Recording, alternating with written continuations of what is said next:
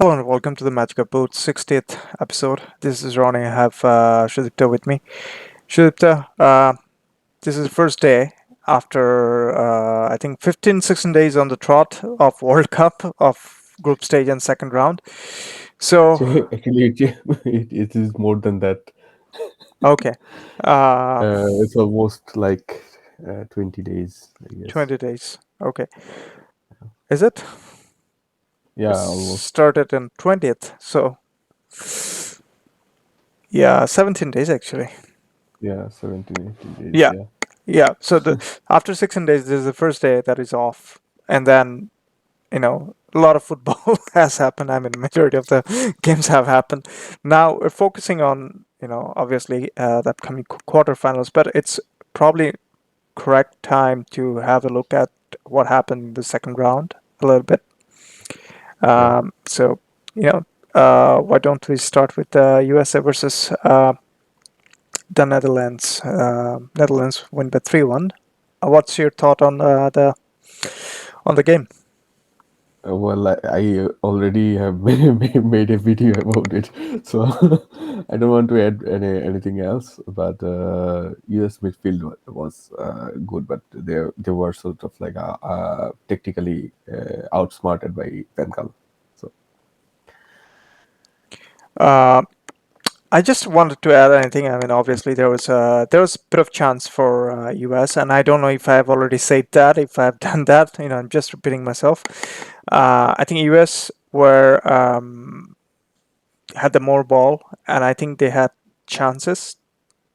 I yeah, mean, obviously they couldn't take it, but that's a different issue. That's because of more of a they didn't have much control of the ball in the midfield, and as well as they were a little bit naive with the position as well. They didn't find kind of a cutting edge against a more able Dutch team. Credit to the Dutch team how they've lined up and they've got the result. Um, don't want to add anything other than that. But yeah, I felt a little bit sorry for our neighbor, US being the last CONCACAF nation, and they could have done better. But if you look at the Dutch team goals, I mean the Netherlands goals is mostly cutback and scored. We've already covered that, so I'm not going to repeat it. Um, shall we jump on the second game that happened between Australia yeah, versus Argentina? yeah, What was your thought? yeah. Australia actually in the first half they only created one chance probably, but rest of the time Argentina was in the game, and it was sort of like only a matter of time that Messi is going to Yep. score. Um, uh, well, I liked how what's his name, Lionel Scaloni was able to solve the width problem of Argentine team. Really like the movement around the box of Julian Alvarez. And one problem was that Di Maria was not available at that time, um, which actually, well, in a way, it's a good thing because probably he will be needed in the quarter, especially because of his leg. Um, and technically, well, uh, it was a complicated game after the 70 minute, because Argentine player seems to seemed a little bit tired, I guess. Yep.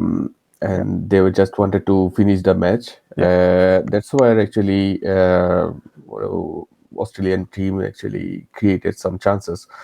Um, I there wouldn't were even some say there's critical, some chances really. They had one shot other than that was the first of all. It's a freak goal, the deflected one.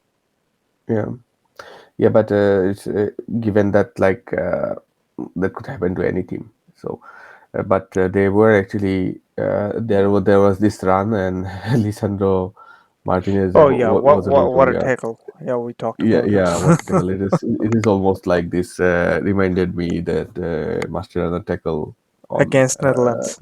yeah, on Robin. Yeah, and Uh, Just wanted to add, I mean, obviously, the problem with Argentine team on that point, it seemed like a little bit of nervous, but I just want to point out Otamendi against Suter, who was 6'7" or 6'8", and Australia's were playing 4-4 almost, and they're putting all the ball towards Suter, who was but Otamendi was actually winning the header against 6'7" Suter, so that was funny. I thought. Uh, Actually, it also reminded me that I don't remember like who Italy played against who, but in 2006, Cannavaro was able to do this sort of thing. I think Cannavaro I think was a against Australia too. It was 1-0 oh yeah, actually. yeah, it was Yeah, a lot of like because Cahill and stuff. there were like at least like 5 6 crosses, and he was winning everything Yeah. in the middle. And yeah, no, I thought it was brilliant. and there was one last shot. I think Tagliafico lost the guy, and Yeah, there was a shot on Emi Martinez yeah. came with a big save. Other than that, there was not much shot really, but definitely they looked a little bit So nervous. it looked like they just wanted to finish the game, you Yeah, know. and makes sense because Once it it was was just 2 days of after the. only, yeah, 53, 55 hours or around this time. Yeah, it was unbelievable schedule for both team. Yeah, I mean, especially for Argentina because Australia played a little bit early, but Argentina played late, and it was tough. I didn't understand why they had to play with that quick turnaround. Um, yeah, yeah, exactly. Also, like if you've seen like this England game, England was playing like a day before, and they played a day later. So yeah, like five there were days, like at least like 5 days. Yeah. So and also just it just takes to like at mention, least 2 days to recover from like 1 days to recover and 1 days to like you have to start training and stuff like that, you know. So there aren't probably much training as well, so they have to rely on like their previous combination. And on that note, actually, it's a good game to how can I say, um, well, follow tactically, especially when they made this like 3-5-2 shift at the end. yes, It was Scaloni interesting to watch. always tries to make it like after getting the lead, he's trying to manage the game. They've managed the game mostly well, and obviously Yeah. Lisandro coming in makes it easier for Enzo Fernandez not to drop such deep because Lisandro Mhm. was building the building the passes from back, and it made them look solid from back as well as they're building up fairly well. And Messi with amazing runs. I mean, this guy was creating chances and turnovers because Lautaro missed a bunch of goal chances, and even Messi missed one or two. But Mm. other than that, I mean, 2-1 at this point, knockout stage of the World Cup, you'll take it. And I think, Yeah. Also, I guess like I was going to say before, probably I missed it in our last episode. Like in the second round, 2-0 is a good defeat. Um, 2-1. 2-0. No, Argentina did 2-1, but I'm saying like it's 2-0 should Right. be a good defeat in the second half, a bit like a second round, because like this is a like a shift from group rounds to the knockout rounds, and teams Which, are always like, yeah, if like if you're playing for Argentina, Netherlands, or Brazil, these sort of teams, you always wanted to save some energy because like they have this mentality to go through like all the way through, you know. So it makes more sense in a way. So like those teams who scored more than 2 goals, like Brazil, Portugal, Wales, yeah, England. So like these are like huge massive result, you know, yeah, in a for sure, sense. for sure, for sure. Um, but the other part I wanted to say is that one of the I saw ESPN FC's analysis and I had to react on that, and I made some tweets saying that they didn't see Argentina press really, and I mean, you have to be blind to not see the press. Basically, second goal was because of that press. But I'm not going to go into Yeah. that route. I'll leave Well, the. those are. I, I don't know. Like if sometimes I wonder some ex players they watch the same game as we watch, or it doesn't make any sort of sense. Yeah, For it's for almost example, I like was we're in parallel universe. yeah, yeah, exactly. And they have this like this French song La Vie en Rose Yeah, or something like this. Like I rose colored glasses or something like that. So like they have this sort of things going on, probably with some teams but in their they're getting favor or paid like not thousands, and we're not getting paid. That's a problem. yeah, that's Uh, the thing. And we actually did some really, really good prediction. yeah, no, nobody's saying that. If But we actually bet, if we have actually like used bet 365, we would have actually win something big. yeah, for Like sure, because especially at the Morocco. We'll come back to that. yeah, Uh, exactly. But so yeah, like what I'm saying, like if you, I was actually looking for these statistics. What you mentioned. Uh, I saw like during the game there is this statistics like highest turnover from a player, and I saw like at least three times in the middle of the game Lionel Messi, who is like 35 years old, yeah, he was on the top, and I was actually looking for that actually in the FIFA website, also in AS or like debrief like other statistical supplementary software we have used. Okay. Well, we never used FIFA, but um, AS or debrief I used more like in the club games. So I couldn't find it, but it would have been actually how can I say like a slap on the face for those sort of analysis or something like that. But well, what I'm trying to say, they did like teams doesn't need that much press or stuff like that in to it's not like club football match, exactly, exactly. It is possible with club football because you drill every day. There is Yeah, not much yeah, time exactly. available, so you'll see a lot of man marking in international game rather than in club football. Um, and also you have to take into both teams played 2 days ago. They were tired and Mm.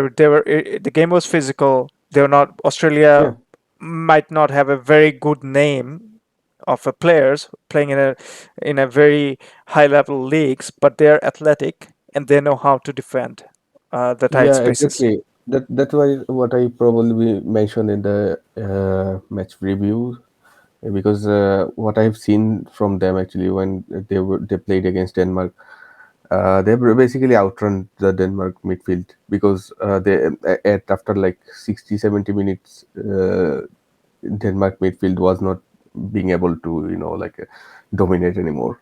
And nowadays, like they can change the whole midfield with like five-star Five substitution. substitution exactly. Yeah. So yeah. So yeah, So I'll move on from that game and yeah, that I think the next game was the France crazy versus Poland. uh, sorry, the France versus Poland. France win it 3-1. Mbappe scoring twice, and also I think the other one was Giroud. Um, England versus Senegal. No, no, no. The other goal I think it was Giroud scoring, Oh yeah, and yeah, the first one. Lewandowski scoring a penalty for Poland. But Poland did have few chances, especially after the game the Argentina played. Poland didn't have much of a sniff, but this game Poland did have some chances. They didn't take it. Yeah, actually, that's what I was going to say. Yeah, for some reason, actually, injury comes with a favor for for this France side, because none of these players, well, most of these players weren't going to play if it is not injury. Exactly. Like for example, like Chumeni or I don't know, Rabiot or maybe, Dembele, because Dembele, yeah, Dembele must, like, Dembele wouldn't be able to play. And who was the substitute for Dembele? Like Coman. Coman. Coman is not Coman going would to never never ever will. see the Yeah, grass. yeah, exactly, exactly. Also like Kunde. Uh, so like uh, it's a good thing, thing they have like this perfect injury And list. even Theo Hernandez, to be honest, he was never number one Yeah, Theo choice. Hernandez. Yeah, Lucas was being favored, not Theo. Yeah, So uh, yeah, actually, and as far like as a follower of an Italian football, actually, we know that like look, Theo is like better. way better than, yeah. Yeah, So yeah, so like it makes more sense. And Poland was like, Rafael Varane is a good defender, but I guess like they in this position there are like few who is actually probably better. yeah. Like for example, like Saliba. Saliba is never going to, well, See the grass again. yeah, yeah, exactly. Konate, I guess like he's out of form, but Yeah. there are other players who can actually like play in Was this. it Upamecano, yeah, was there, Upamecano, but right? Upamecano is not in the good form. Like, I have seen him like so far from Bayern Munich games. Like it's ups and downs. But he made a good, made it to the good book of Deschamps. I don't know, like 2 3 years ago, but 2 3 years ago it makes sense. It made more sense, but now it's not actually. But let's see. Maybe they will get injured or something like. Yeah, exactly. And But one thing I need to mention actually, like Poland, with all their tactics and tricks, like for some reason, Mbappe has like really good impact on this France side, right? I don't know if for some reason, I guess like because of the movement of Griezmann and Theo Hernandez, actually, like he when Mbappe was cutting in, he was able to make some depth with his position and stuff like that. And sometimes he runs through the middle, I guess. So like that actually creates a little bit more space for him, and he looks a little bit free. And if you have seen like last Euro, Benzema, uh, Mbappe, and Griezmann was like clogging the D block, sorry, D box place, and like they were sort of like into one another. And for a player like Mbappe, he needs a little bit space, So that is he's getting, and that's why but he's the looking two really goals he scored, dangerous. I mean, especially the second one was acres of space and given time, a lot of time Yeah, to select his. because that is the moment he is already the France team was already ahead a little bit, and Yeah, like. Poland was trying to get back into the game because yeah. it was like only one goal different, So something like that's that. And another all, good point. Like if somehow you can score early, really early, you yeah, can you can disrupt any kind of plan that the opposition has. Um, so yeah, uh, yeah. Sort of like is a like it's sort of like a basic tournament yeah, football. yeah. Like if you want to play like a close tournament, you will always try to. Hit. Well, you would always love to score early. For example, we can give examples from like last Copa America. Yeah, Like Argentina was able yeah. to score in the final, and then they stopped, like basically stopped the flow of Brazilian foot. Like all, like there were at least like two. Yeah, only Tite has like two. How can I say, tactical changes, and then when they stopped that, and then sort of like he was throwing players Yeah, because there isn't nothing to do. So that's a good example actually. yeah. Um, yeah. The next game was England versus Senegal, and England Uh, were very, very well. To start with, England wasn't that impressive. I mean, it no, took them a while to get settled in. But after, Actually, after this first goal, they started looking comfortable. yeah, And that run towards through the heart of the midfield from Jude Bellingham. It was really brilliant, actually. yeah, Um, Actually, it actually changes the whole game. And another thing is that, like, for some reason, it seemed like Foden and Saka, whenever they are playing like one-touch football, they are like really, really good, like better than any other players in the team. That is sort of like the thing that they are asking. Like when they were able to connect with Hurricane, they looked like way dangerous because of this one touch football, because they knew like Hurricane is one of the probably one of the best players, I would say, as a number 9 who can actually mm, who can also do a little bit playmaking, I guess. So probably the best. So that's how they looked actually a little bit dangerous. yeah. Uh, but nevertheless, impressive win against Senegal. But Senegal, I mean, obviously they didn't have as much as depth and didn't have that bite. There was an injury problem also. Yeah, But the thing is that, like, well, Kyle Walker looked a little bit, how can I say, limping. not limping. He- like England always loved his pace. Like he's really pacey right back. But against Sar, he did not look that actually pacey. Like he was losing No, these I think speed races is it in the related beginning. to the injuries he had? Has Yeah, of course. Like because he has muscle injuries. Like yeah, so. And also, I think they were actually a little bit cautious. Uh, so that probably the another reason. yeah. But other than that, I don't have much to add on this game. If Yeah. we may just move into the Croatia versus Japan game.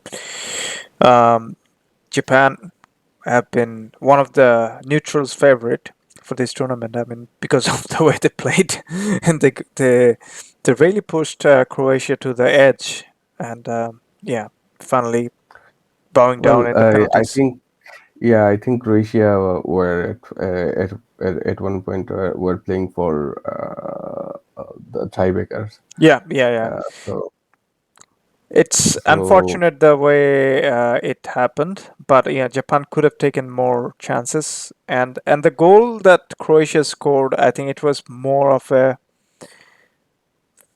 how should I put it? It's not going into the flow of the game. It just happened.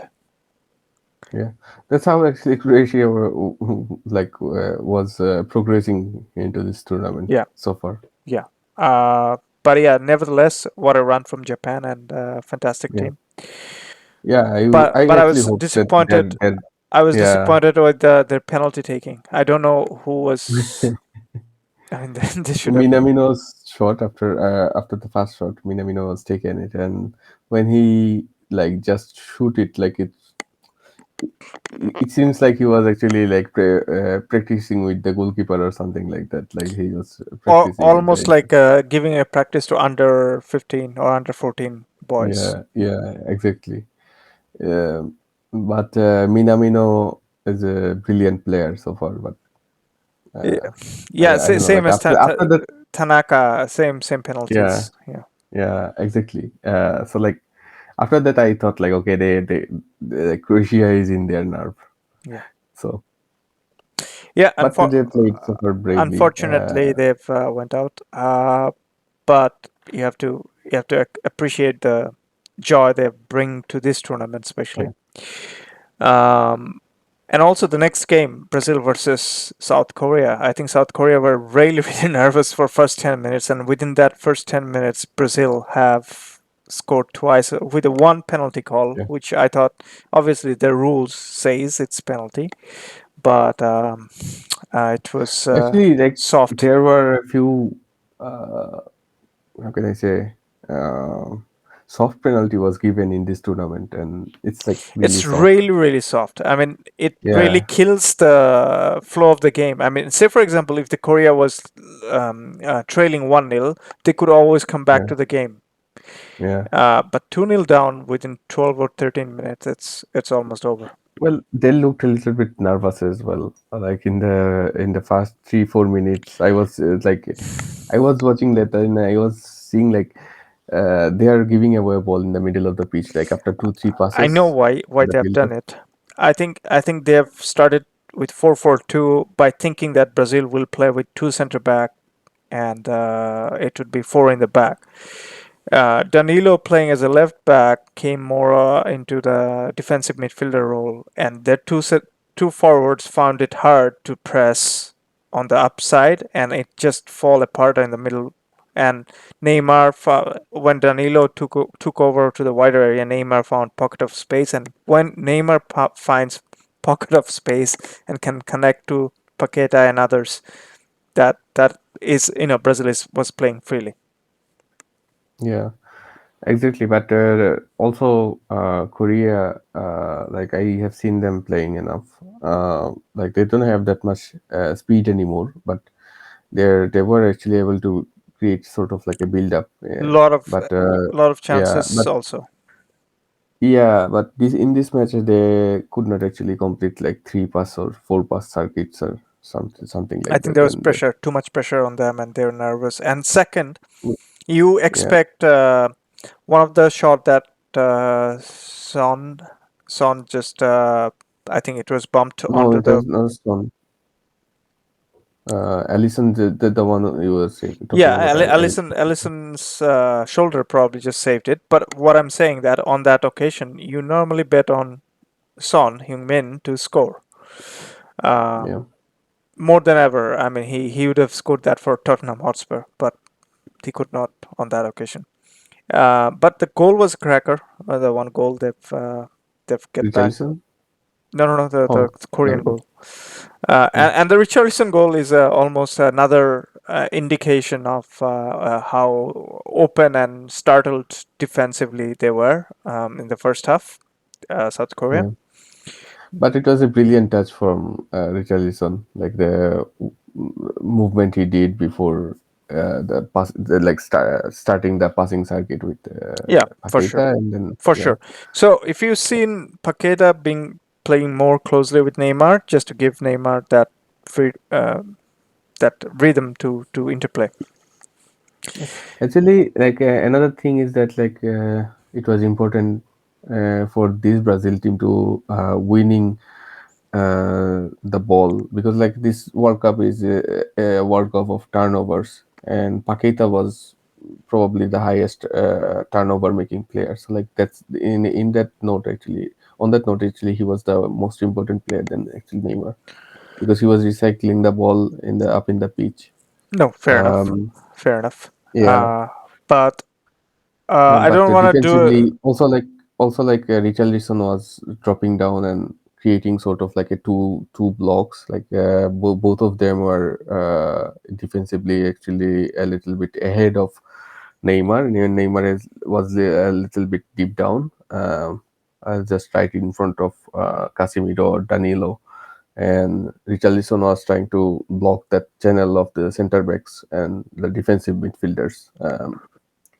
So Richarlison, Paqueta. So that actually killed the game technically.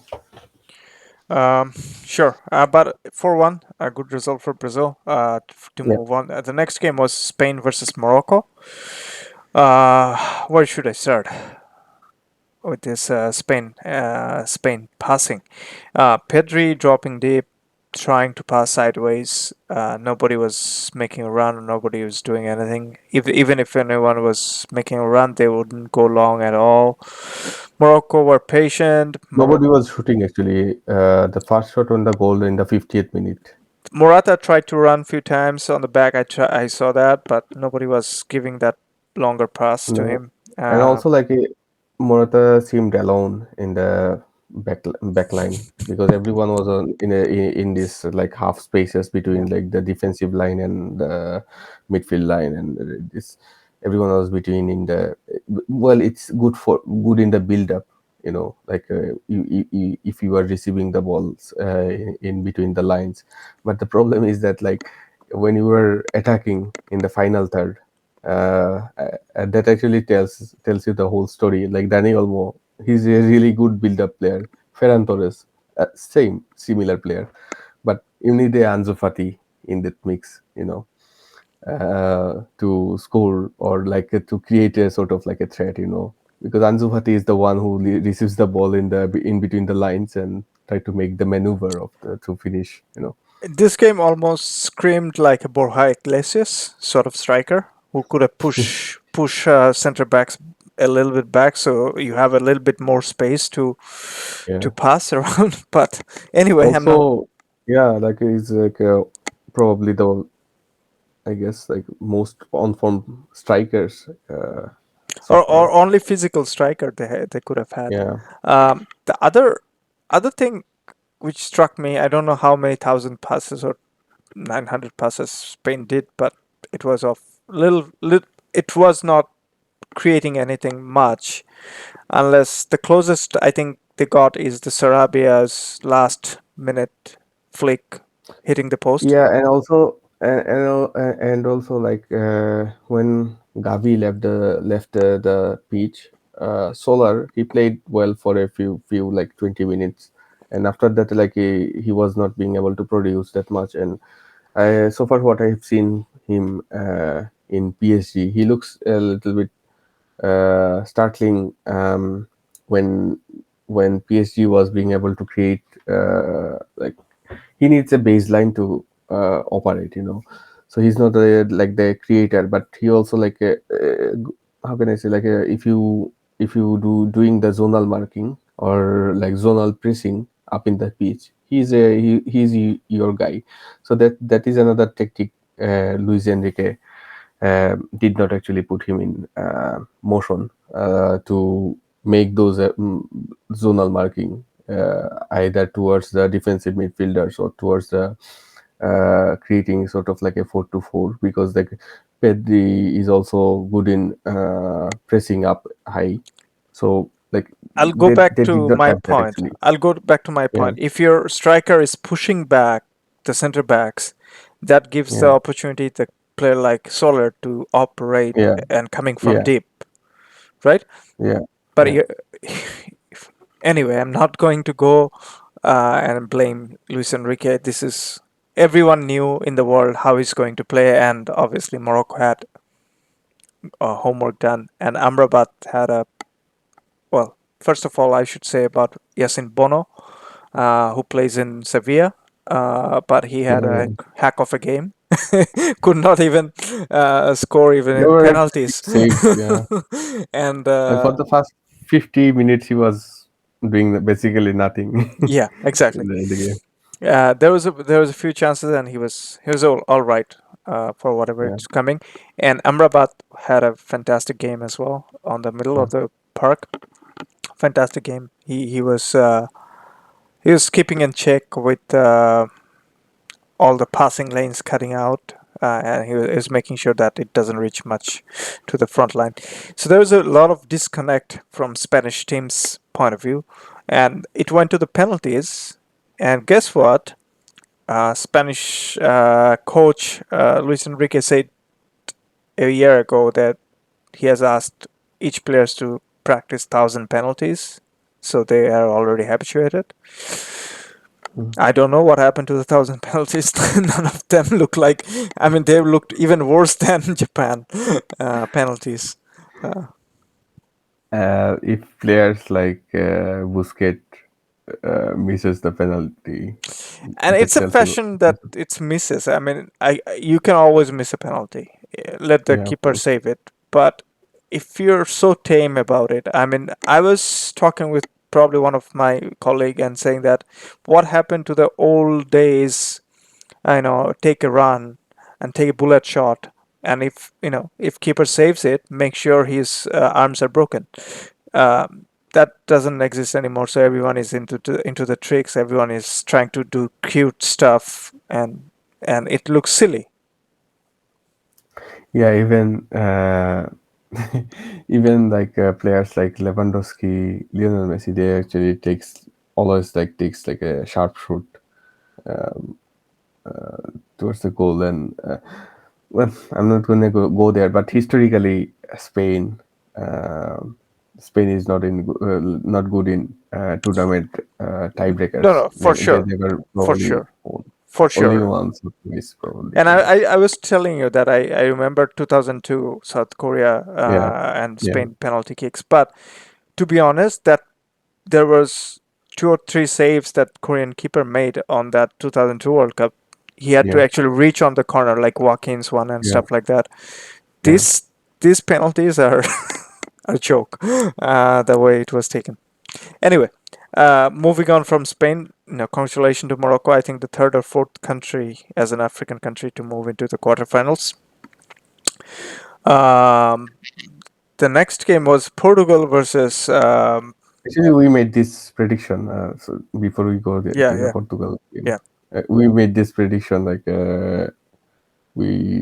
Morocco probably is going to be the surprise name in the shit Well, next World quarterfinal. Cup we should bet. Yeah, but We're the well, octopus Paul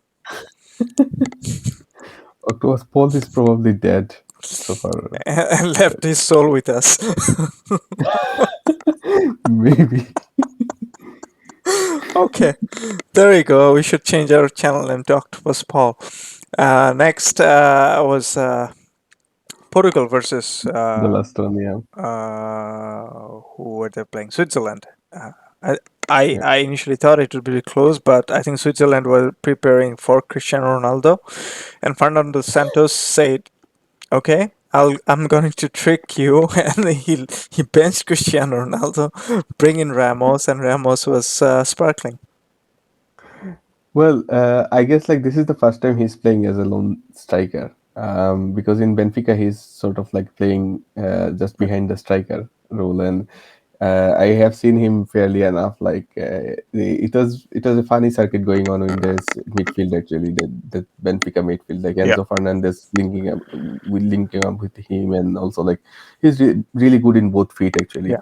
and also he can actually play this Fernandez role, uh, Bruno like Fernandes.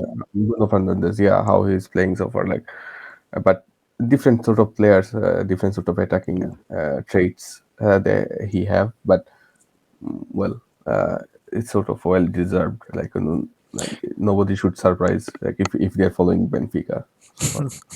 No, no, Well, no, not at all. But still, it takes yeah, a lot of pressure for if you're yeah. replacing Ronaldo and come in there and that first goal. Well, I guess like so far, like what he did is like just he tried to be himself, Yeah. not replacing Ronaldo, because like in this scenario, Ronaldo is not offering that much.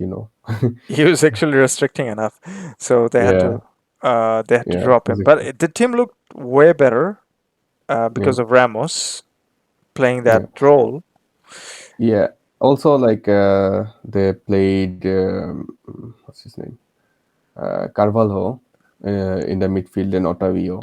Yeah. Both of the players are like really good in transition, and Carvalho also for it way better passer than I guess like Nunez or something like that, that sort of guy, or Moutinho probably. Moutinho is like Moutinho's passing circuit is like a little bit limited, but compared to like what Portugal did, they played from a little bit deeper, make those like line breaking passes actually from the deep, And also, I think the and third goal was scored by Guerrero. Is it Guerrero? But he was yeah, arriving late on the box as an extra yeah, body. yeah, So that makes it even harder for Switzerland to track. And I think they were totally perplexed. And yeah, exactly. And also like Guerrero I would say like he's the second best um, like left back in that side, because like the first one I have seen enough from Mendes. Mendes is like way better in every way, in pace, in everything. But Guerrero, he played fairly enough actually, and you don't need that much actually to do or win a tournament in the international level, I guess. Yeah.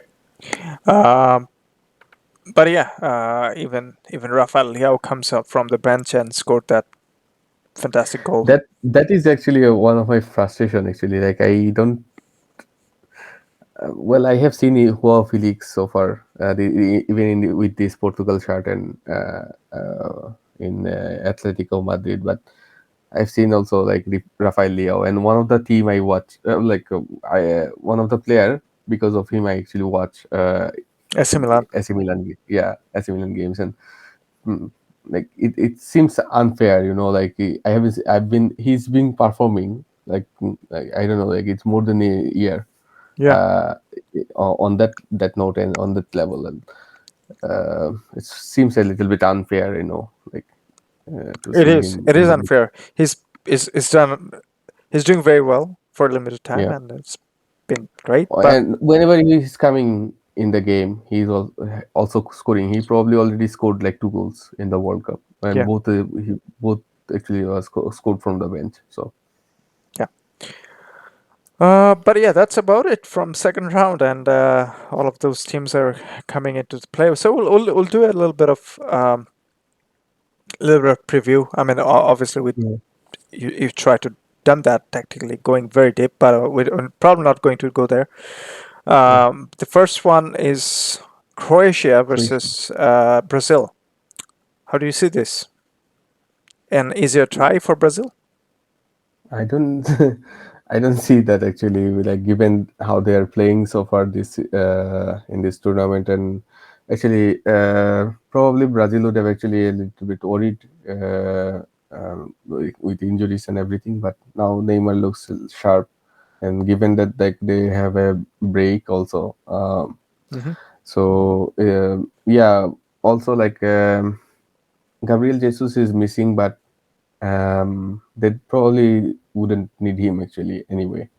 And Neymar can play as a false nine, and Rodrigo can play sort of like a Neymar's role. And Rodrigo is a standout player so far from that side actually. I did not think like he is going to play in the middle, but well, he's doing okay. um, Rafinha is creating. Only bad thing from that side is like from this attack is Anthony is out of form, but we have seen him in United. First few games he had these flashes, but after that, like he's sort of like in uh, one-sided player, like doing one tricks Yeah. and stuff like that. How do you see Rafinha though? Rafinha has ups and downs actually, like but He's not consistent. Yeah, for sure. yeah, exactly. I guess like it's also things to do with his Barcelona form, I guess, because it's in the middle of the how can I say, this tournament is in the middle of the Season. season. Yeah. Yeah, so that is another problem, and another thing is that like he's a really good build up player, but he never looked like an attacking threat, like in the final third.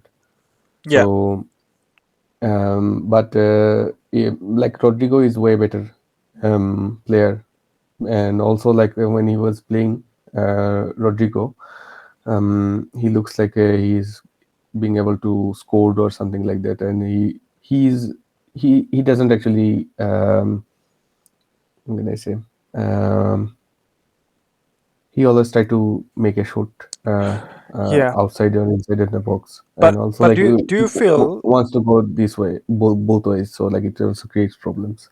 because Croatia is more of a pragmatic team compared Yeah, to whatever the team have played with Brazil, either ultra defensive or someone like South Korea were expansive. But Croatia would be much more balanced on that side. So Do you feel Croatia can actually get an upset out of that? Because I still think Brazil is top favorite of this tournament, and if they lost to Croatia, that would be an upset some sort. Because Well, see, Brazil's match is the first quarterfinal match, yes, and they would think like, okay, Argentina will be there, although we don't know that really. So Netherlands could be there, and both of the team, even either Argentina or Netherlands, both of the team they can actually sort of like well, they will hang in there in the semifinal. So like Brazil will expect a harder semifinal than this quarterfinal. So like if Croatia made, I don't know, like for some reason this goalkeeper becomes Levy, as you know, something like that, he was and actually makes some very save. good against Japan. He came with a lot of Yeah, saves. yeah, I saw him, but well, like I'm saying, if the goalkeeper is making some saves and frustrate Brazil in the 90 minutes, then it will be a tougher game for them. Yeah. But I don't see actually, because another thing, I don't know if you have noticed, most of the Croatian attack was coming from the left side, left flank. It does. Even against Canada, I've noticed that. Yeah. So, and Brazil was sort of like creating even though they starts with like a four in the back, but it's actually three in the Yeah. back Now in the mid now back. they have to start Militao because of. Yeah, yeah, exactly. And Militao is a really pacey defender than compared to any other defenders they It have it so would far. make sense if Croatia could start attack from other side or other flank because there is that vulnerability. Yeah, and create 1v1. Yeah, Vinicius pressing is not that good as Martinelli's, so that is another way. But numerical advantage they won't get there because like Danilo is sort of creating a inside defensive midfielder, like a inverted fullback or something like that. So it will be a little bit tougher than that if you think about it. Yeah, So if all you have to do is most, go with a hit a long ball and get yourself yeah, Kramaric yeah, versus yeah, but uh, with long Thiago ball, Silva. then yeah, and but Silva has a shade over him, like in form of Casemiro and Danilo. So like Yeah. in a way, they were being able to how can I say, save Thiago Silva from this sort of mistakes. But there's this only one thing they can do. They can create a little bit faster or how can I say, faster build up on that side, and then create 1v1 situations with Militao. And I have seen Militao sometimes he becomes a little bit panic and make rush tackles. So this is the only way they can hurt so far, and from Or, the set pieces as well. yeah, set piece is another thing. Or Yeah. if you think that s- one day Perisic scores a screamer from outside the box, most of the time it goes Yeah. nowhere. Uh, but Yeah, but but always like Brazil is the favorite and most likely to win this. go. Yeah. Yeah, yeah. Uh, okay, that was easy and quick. How about the second one, the Netherlands versus Argentina? How do you see that? Well, You've I would already made a video. ask our viewers to watch our video. Like it was probably 38 minutes. I guess like it's not too Yeah. long, because I As- was really charming. but what I'm seeing this is as a Van Gaal talking about Van Gaal, Van der Bart, Marco van Basten, all were talking about So many events. same thing that Leo Messi is not participating when it's defending, so it becomes 10 versus 11. So it's easier for Netherlands to win, and it's easier for them. And it's actually the same thing. Well, if Riquelme. Argentina loses the ball, Argentina is not going to go back and like to try to defend and stuff like that. Well, I don't know that by saying this, I'm wondering if It actually seems they've like seen they're, Argentina playing. yeah. No, it's like they are trying to Provoke how can I something. say, not provoking. It's like giving their players a little bit Boost. like boost, mental boost or something Yeah, like that but against to real be honest, Messi. if you remember Riquelme Mm. going under Van Gaal, that was the exact problem Riquelme had, because Van Gaal used to criticize. And very recently, Di Maria came out in his Manchester United um, experience and saying that Van Gaal is the worst coach he has ever played under. So there's a lot of spice, background spice there. No, he's look. There's this. I don't know if our viewers remember. Like, there's this feud going on with was going on with Van Gaal and Johan Cruyff. Um, it was about how they play football in Barcelona, because like Van Gaal probably took over after Cruyff. I guess like there After was a after gap in between. yeah, there Yeah, was a bit of gap. Yeah, bit of gap. This English coach was there, I guess, Bobby Robson. Bobby Robson. Yeah. So like after that, he took over, and well, all with all his history and everything, Van Gaal actually, well, he's good in bringing up young talents. One, and the second thing is that like he has always problems with creative players, because Van Gaal sometimes like there is this news I was reading probably from Guardian or something like that. He will always choose how can I say, caution over chaos, stuff like that. Yeah, So that is another thing, Cruyff, and it actually goes back to his Ajax days, yeah. because Ajax was a fairly attacking team, and according to Cruyff and Jordi Cruyff as well, like he destroyed these attacking traits from the team. But thing is that like Van Gaal like he always had this creative feud going on, because like if you can see his most prolific players in recent years, like he tried to bring Delhi Blind everywhere. um, and Delhi Blind is like a, like a sort of like a rook in the chessboard. He's like doing these long runs towards vertically, um, He used to be dark and cute. yeah, yeah. Also, there are some few players when they're not like creatively attractive, you know. Yeah, So, exactly. I, But what I'm trying to say is there is a bit of background, some spices going on. So yeah, it would be interesting to see this game. I don't think there's a. I mean, obviously, first of all, Argentina. Uh, I mean, I would, if I'm Argentina, I'd pick over Netherlands over to face in quarterfinal than facing Brazil or facing mm, yeah, France or facing England at mm, quarterfinal. yeah.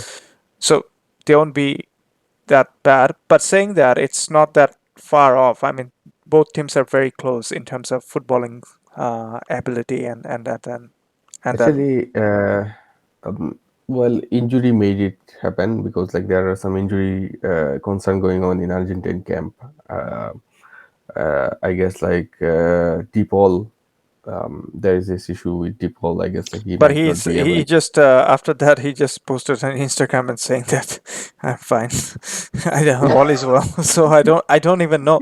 And they actually had a, I don't know if you have seen today, there was a Sergio Aguero had a Yeah, Twitch, and yeah. Messi and Papu Gomez was there, and then DePaul and Paredes came in and saying all good, and they're laughing and stuff. I don't know what is true. So if they're playing mind game, who knows? Well, Scaloni is good in that actually as well. Yeah. And given that like in a way, Scaloni is a little bit similar to Van Gaal in some ways, not all the way, but I would say um, Scaloni is more towards Ancelotti. sort of. Actually more likely sort of, but in some mind games and stuff like that, he's similar to Van Gaal. So like I don't think it will work. Whatever like Van Gaal or Dutch teams are trying to do, I don't think it will work on Scaloni, and probably vice versa, I Yeah, guess. But given the technical abilities they have, and they are going to play against Lionel Messi, although exactly. they have like Van Dijk, so like they were trying to easing this sort of situations, Well, you have. and I understand there's Van Dijk, but there's other two. Timber is a very very good defender, but he's still kind of they're really fast actually. very fast, but still Yeah, not that experienced at that level.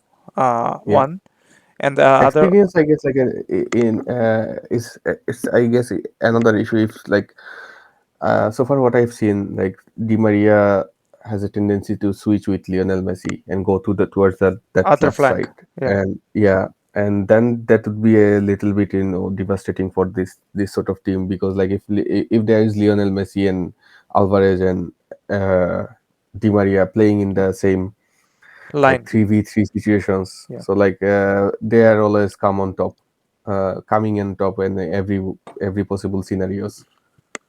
fair enough. um so that is another issue, and what I probably texted you, like Di Maria could be a false winger or something like that, can be used, because like if he interchanges with Lionel Messi or go to the other flank, that actually like loses the shapes. And man marking, another thing Van Gaal did before with some teams, Yeah, even like against Spain, I guess, like they man marked Iniesta, I guess, on the 2014 game yeah. to, but I don't think it will. What was it? Yeah, exactly.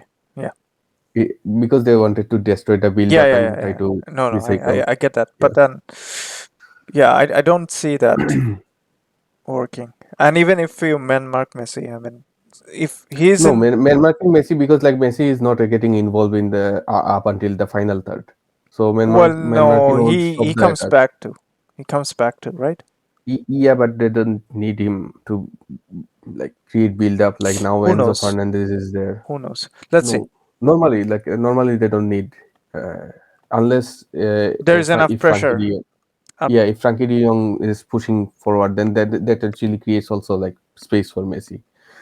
So that is, I guess, like they are trying to annihilate, like in the press conference, like how can I say? They are trying to keep ease the pressure, Yeah, no, fair enough. something like that. But But from you reckon this would Argent, be a close game? yeah, of course, like probably one of the most technical games in the probably I would say World Cup, I guess. Just Um, to let you know, the last goal that was scored between Argentina versus Netherlands is that 1998 Dennis Bergkamp goal, and after that nobody scored. yeah, that's another issue, and well, I remember that like vividly, because that was Me one of too. my first And I my still first World Cup. remember Gabriel Batistuta's shot being, shaking the Shaking the bar, crossbar, yeah. crossbar for It was five it was seconds, really vivid. Yeah, and it it was was really his left vivid. foot, the Yeah, so-called weaker exactly. foot. Uh, but yeah, that's about it for Argentina Netherlands. Some very classic games, obviously 78 to 74 to 98. Yeah, and also like Van Gaal would love to see a stallmate. And funny thing is that like for Scaloni it doesn't matter, you know. Uh, Yeah, he's sort of he, even if he's a stallmate, he always finds a way to like, so far what I've seen him with his substitute and everything, I guess like it only Papu Gomez playing in the first match, uh, that was a mistake, and not, other than that, like it so I far wouldn't that. say that was a mistake because he assisted two goals and that became offside. But and obviously Papu is not 100% fit, so that Yeah, I can see that as well. But yeah, let's say it will be a fascinating battle. But let's probably move to yeah. the next game. The next next one is it France versus England? No, I guess it is Morocco Morocco versus versus Portugal. Portugal. That's another huge game. I mean, obviously Portugal came all of a sudden. Everything looks rosy. Everything looks very beautiful, and obviously the Portugal side is full of talent. But what Spain have discovered is Morocco is not an easy team to play with. Well, but there is this another thing. Portugal is not like Spain. They would probably. I don't know. There are players they can actually like give away the ball comfortably, but make like 2 3 passes and create a like a full maneuver and uh, really good goal. So and given that like Cristiano might not going to play, I guess like Ramos earned that position Yeah, it after should be. after yeah, Now you well, never know with Fernando Santos, but yeah, should yeah, be. but more likely he's going to play.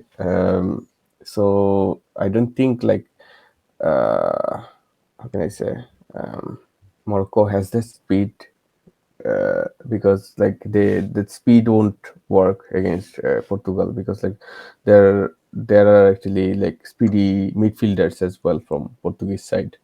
And like any of except for Motinho, I guess like any of their midfielders are like defensive midfielders are like speedy enough, and Ruben Diaz, he can actually push up a little further. My only And question would be, Guerrero is a little bit defensive than Mendes, and they are playing Guerrero.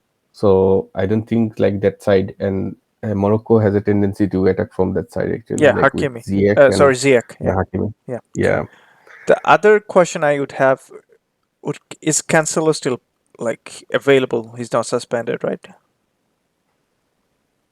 I think he is available for the So quarter so final. yeah, I think the other side becomes solid Yeah, by having yeah. him.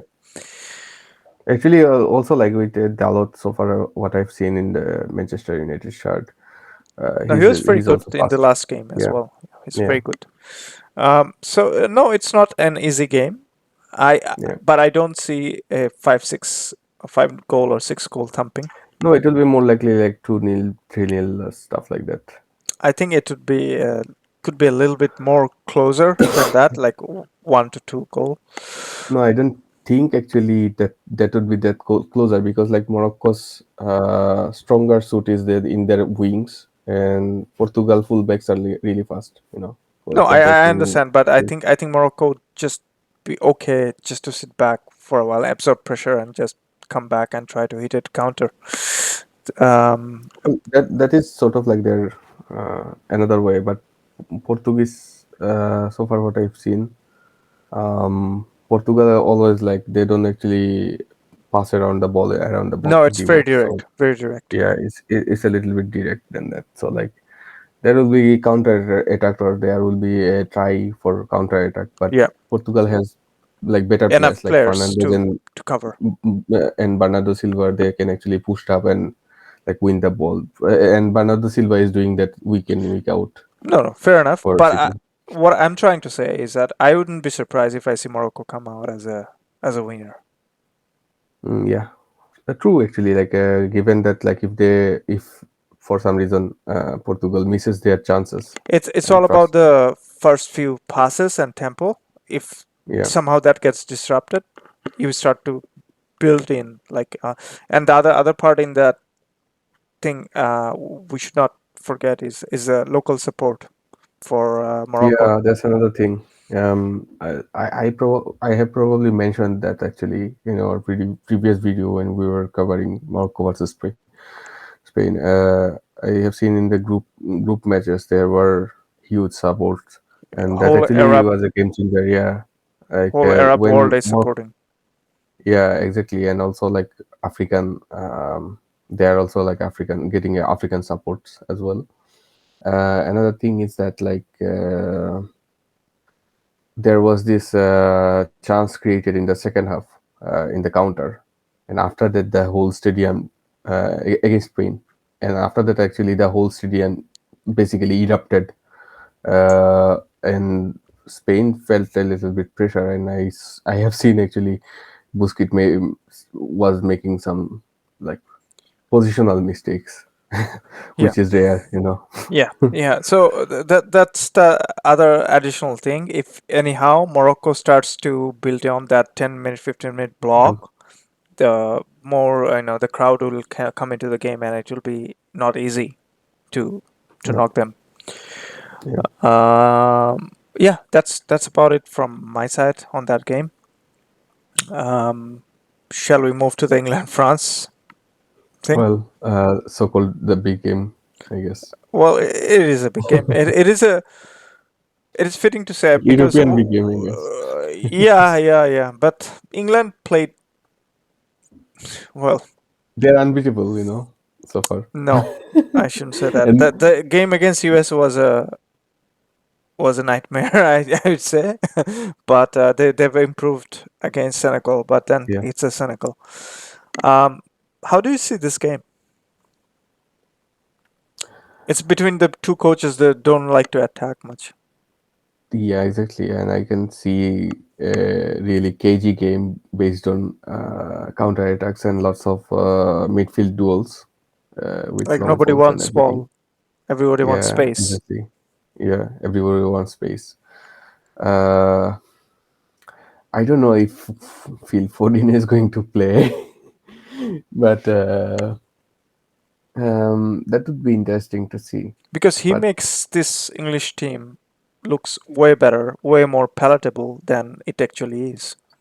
yeah, both of these players like Foden and Billingham, how they are linking on that side. But thing is that like with Southgate, well, he has a pressure to play the same 11, you know, because so far what I've seen in the English media, this is their best 11 so far, except like I guess Maguire.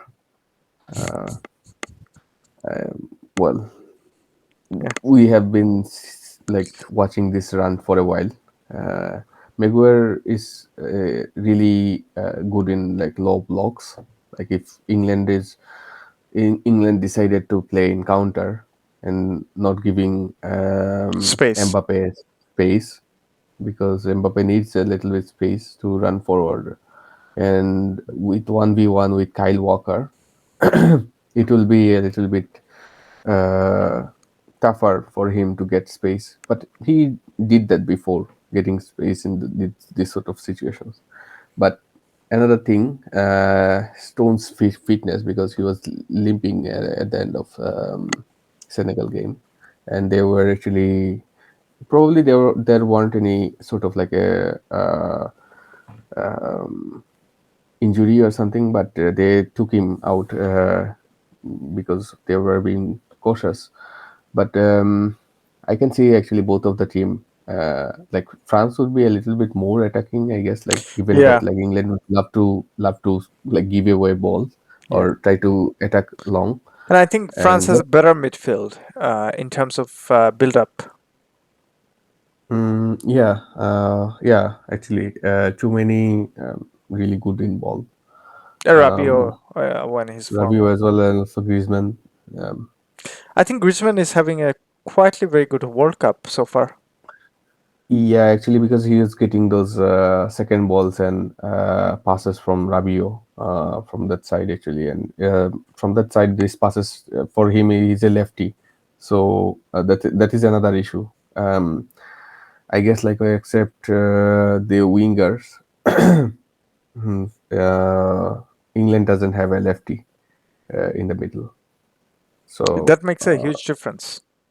yeah, actually, in some cases, like if you are playing a tactical teams like France, or in these sort of cases, actually, that makes it a little bit different. And another thing is like that, like if you consider all those players in this 11, like or in the midfield and attack only, like like only one player can actually change the tempo is and it's too many it's not there aren't any players from the English side who actually controls that like tempo of the game, so that could be an issue actually for England if they are like even if they scored fast and uh, be ahead a little bit.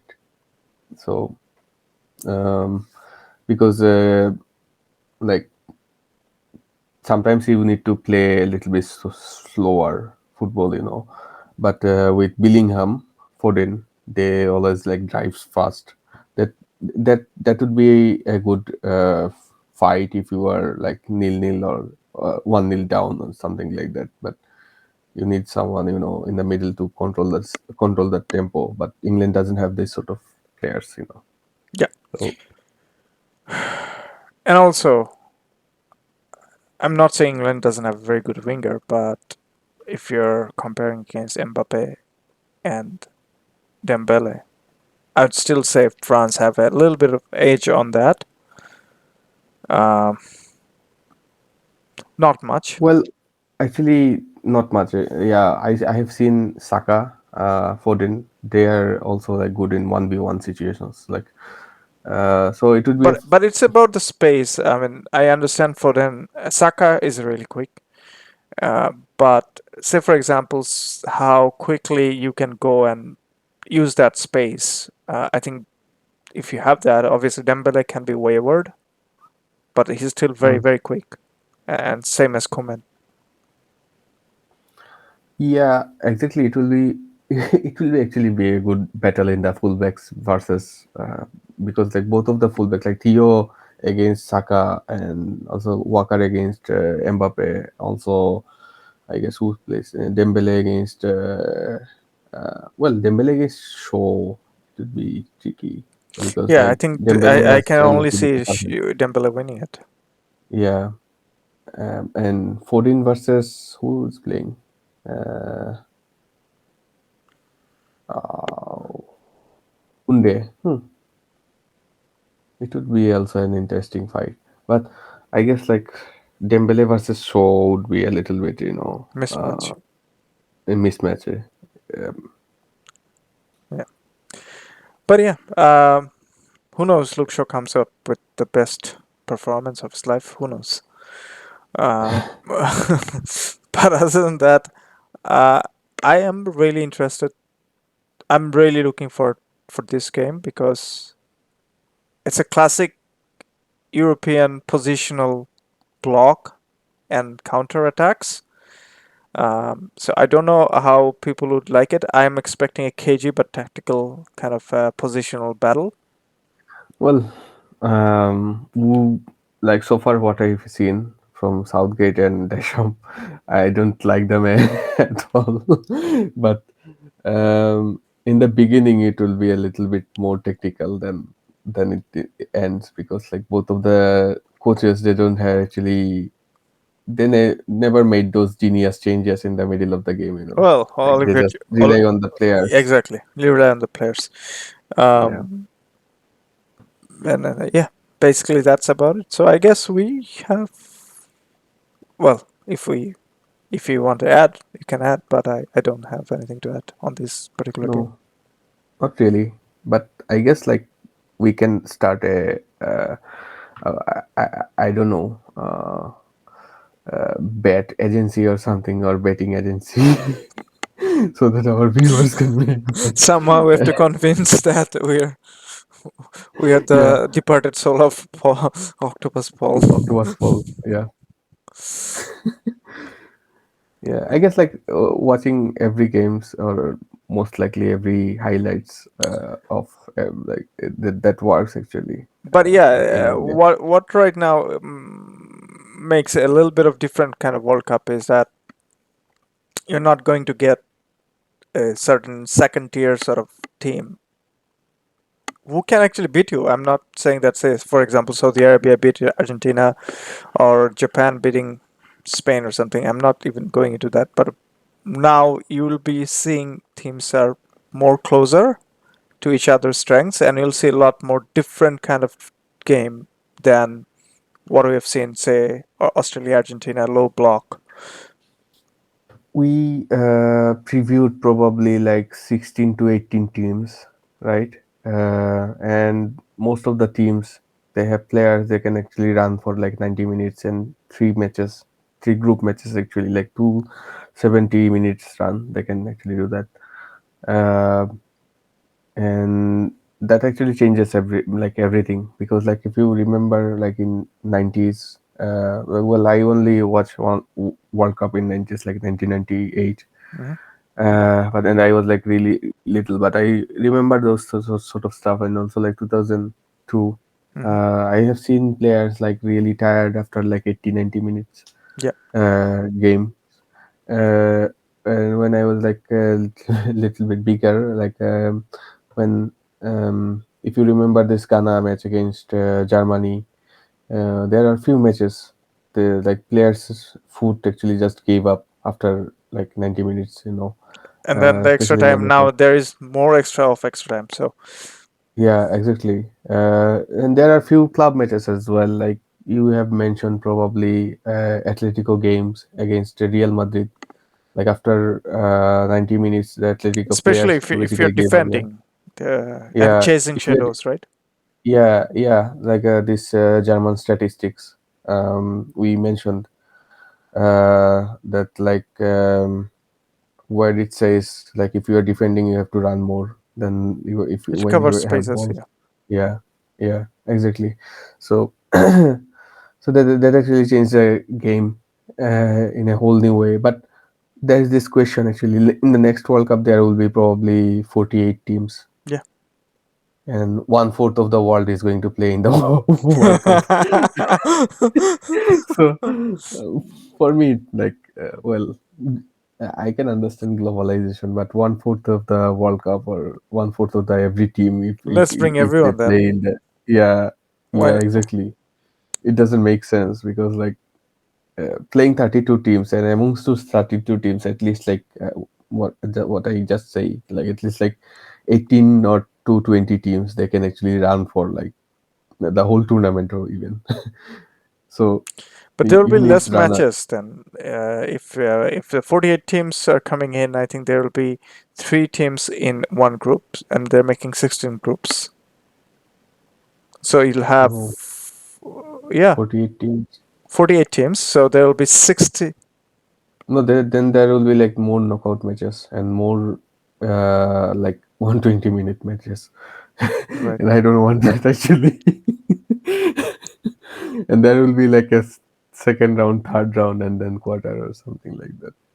Right. I don't know. So, but it doesn't make sense, like in a way, like one fourth of the teams.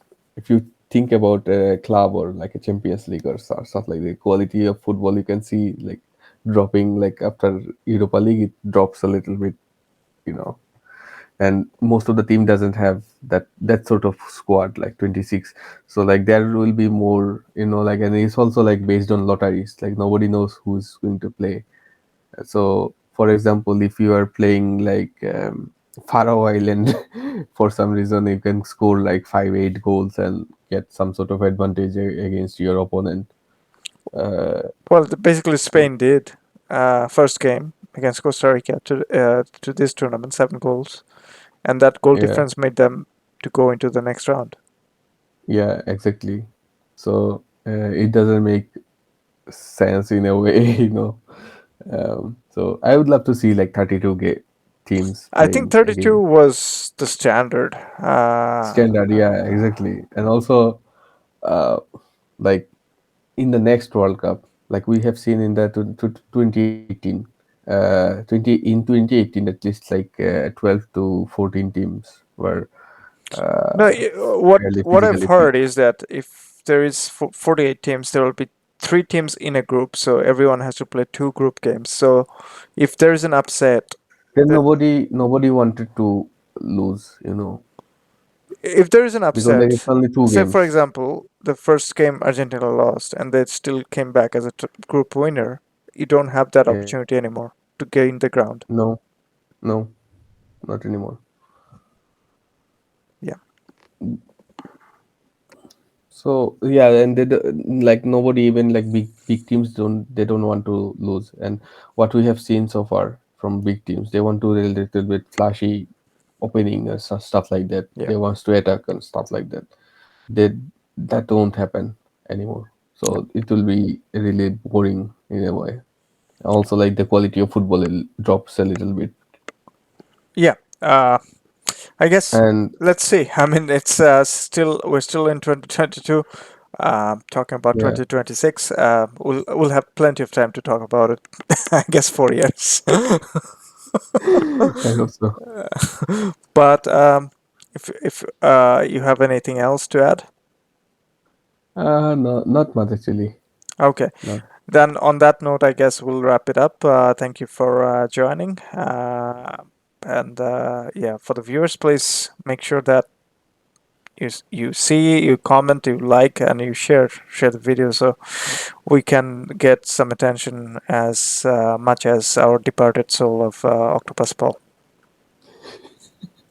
Yeah, exactly my thought. Okay. Yeah. Thank you again. I'll wrap it up.